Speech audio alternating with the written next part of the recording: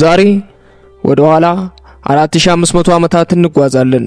የሰው ልጅ ቴክኖሎጂ ባልነበረበት፣ ክሬኖች ባልተፈጠሩበት ታሪክ ሲነሳ አንድ ሐይቅ መረሳት የለበትም። የግብጽ ስልጣኔ የገነባው በአባይ ወንዝ ነው። የግሪክ ታሪክ ጸሐፊው ሄሮዶተስ ግብጽ የአባይ ስጦታ ነች ብሎ ነበር። እኛ ደግሞ አባይ የኢትዮጵያ ስጦታ ነው እንላለን።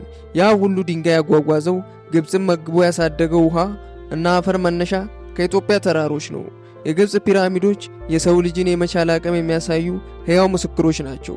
ዛሬም ድረስ በግርማ ሞገስ ቆመው ዘመን የማይሽረው ምስጢራቸውን ይዘው እኛን ይመለከታሉ። እናንተስ ምን ታስባላችሁ? ፒራሚዶቹ የተገነቡት በሰው ጥበብ ብቻ ነው ወይስ በሌላ ኃይል እርዳታ? ሐሳባችሁን ኮሜንት ላይ አስቀምጡልን። ይህ ቤኪ ቲዩብ ነው። ለቻናላችን አዲስ ከሆናችሁ ሰብስክራይብ በማድረግ ቤተሰብ ይሁኑ። በሌላ አስገራሚ ታሪክ እስከምንገናኝ ቸርን ሰንብት።